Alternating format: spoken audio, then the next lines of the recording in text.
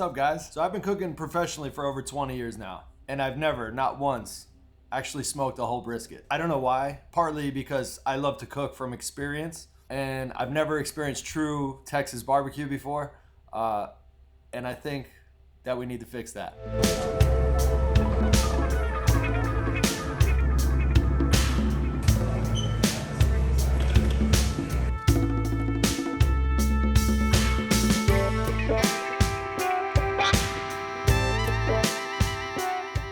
If you guys have been following the channel, you've seen that I've smoked chicken wings and ribs, the easier stuff.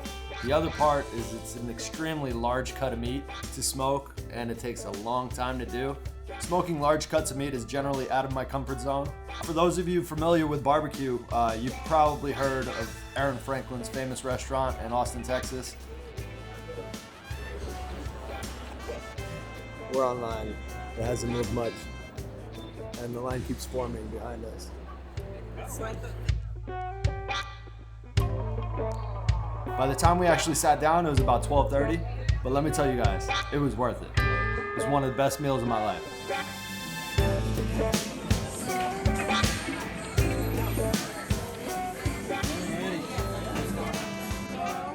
As expected, the brisket was close to perfect. The flavor on the bark was smoky and peppery. It had a little bit of crunch. It basically just melted in your mouth. I'm not going to touch on the sauces just yet, but they paired perfectly with all the meats. All right, I just got to say, make sure to check out his masterclass anyway. That's what I'm using as a guide today. But it's really one of the best instructional cooking videos that I've ever seen. I'm gonna follow his instruction as best as I can, but obviously some things will have to be adjusted using a pellet smoker. And with that being said, I'm probably gonna be at a bit of a disadvantage when it comes to smoke flavor and bark, but I guess we'll just have to wait and see. So the way the Traeger works is that you get more smoke at lower temperatures, which is gonna affect our bark, I believe. So I have a game plan, but I'll get into that in a bit. So let's jump into the kitchen and get this thing trimmed.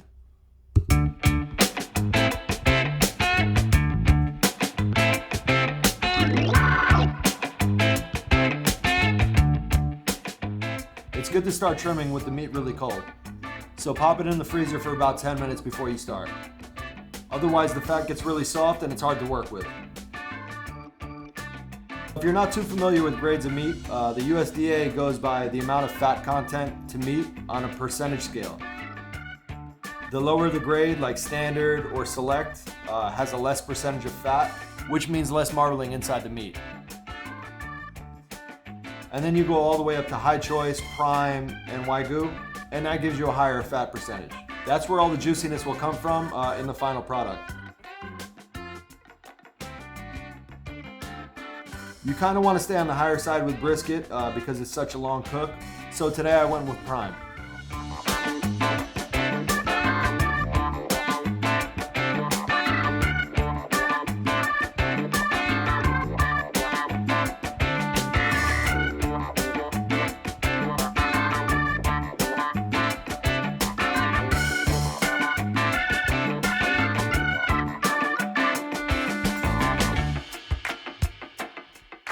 Like I said, the best way to tell about the quality of the meat that you're using is the marbling inside the meat. But like Aaron says, sometimes you just have to work with what you got.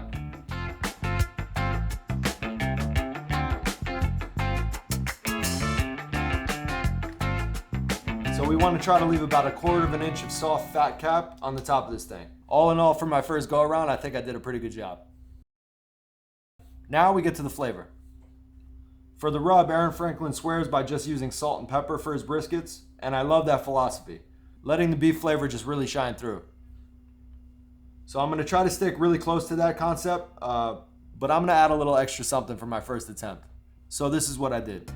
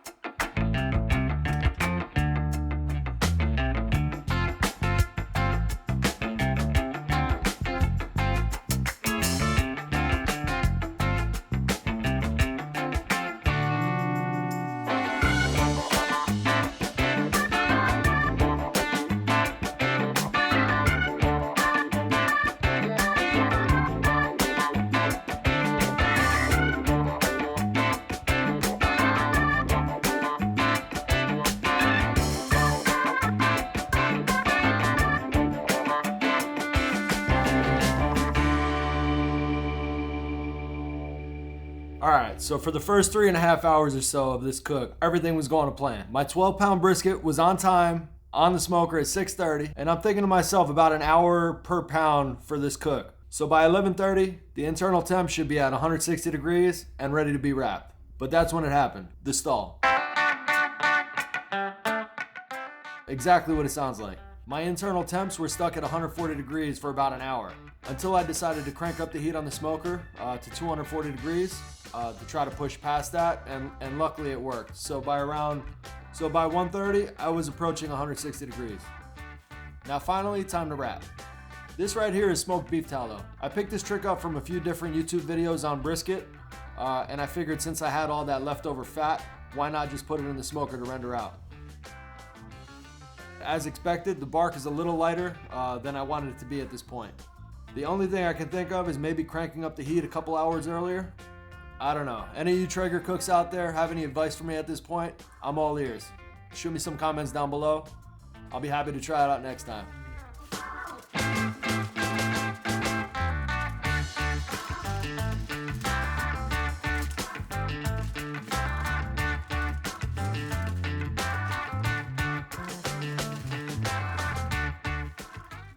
Now wrapped, back into the smoker at 225 until the internal temperature reaches 205. So this brisket was done right around 7:30, and then I let it rest 2 hours before I unwrapped it and carved it up.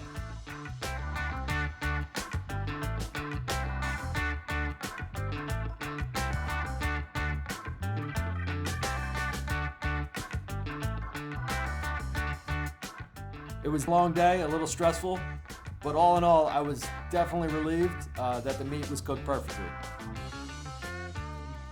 Obviously, nowhere close to Franklin Barbecue's brisket. I would have loved more smoke, some more texture on the bark, and I probably would have added some more rub at the beginning. It is a big piece of meat. Don't be shy with the seasoning. So the sauce that I used was actually the same sauce that I made for my wings. All I did was just whisk in a double shot of espresso. I'll link it up top. Give it a try. It really cut through the richness of the meat, and it paired with the brisket nicely.